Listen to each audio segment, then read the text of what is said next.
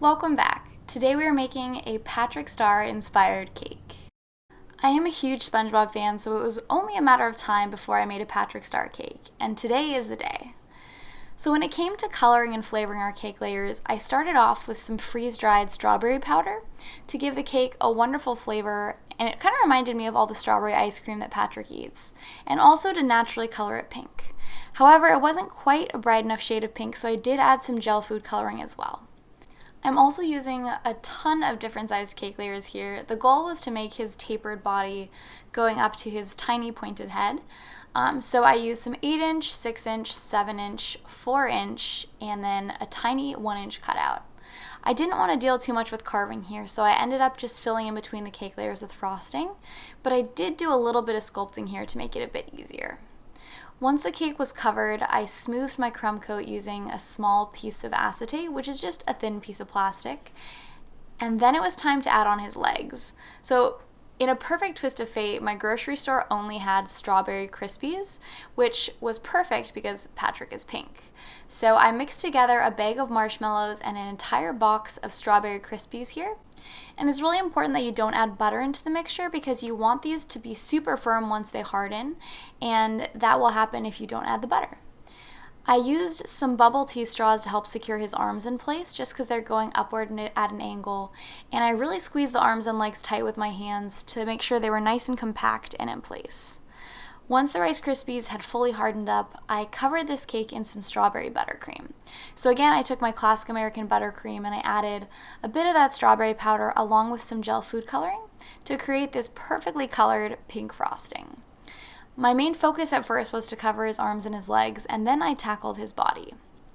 He looks a little bit strange because I didn't frost his bottom half, but his pants are going to go there, so we didn't really need extra strawberry buttercream. I smoothed him out using my piece of acetate sheet and then chilled him before adding his shorts on. So I'm using some bright green buttercream to make his shorts and a piping bag to make sure that I get it in just the right place. So once I covered his legs, I wrapped the green frosting all the way around the back of his body and added a bit beneath that just so that I can fill it in with my small offset spatula. So I set about smoothing this out. You don't need a ton of frosting here, but you do need enough to fully cover the cake. Frosting a curved cake is never easy, but his shorts were especially challenging just because the way that his legs stick out, so it took quite a bit of time for me to get his shorts smooth. But once they were, it was time to add those iconic purple flowers onto his shorts. So I'm using, again, a piping bag with no frosting tip, just cut about 1 centimeter wide to create this design. I first went around and piped them in place on top of his green shorts, and I tried to spread them out pretty evenly around his shorts so that he looked good from all sides. Once I had filled in each flower, I used a small offset spatula to smooth out the frosting.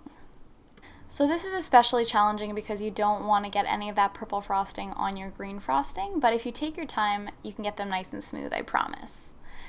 Then it was time to add on Patrick's facial features. So I started with his big eyes and his thick eyebrows, and then I added on his mouth.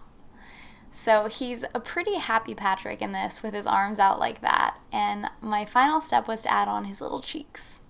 Thank you guys so much for watching. If you enjoyed this video, be sure that you click the like and subscribe button if you haven't already. And without further ado, it's time to cut into this cake.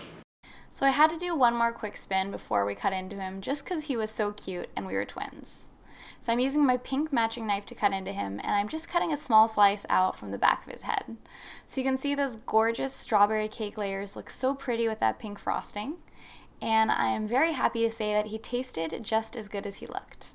So if you want the recipe for this cake, you can find it on Chelsweets.com, and I'll include the link in the video description.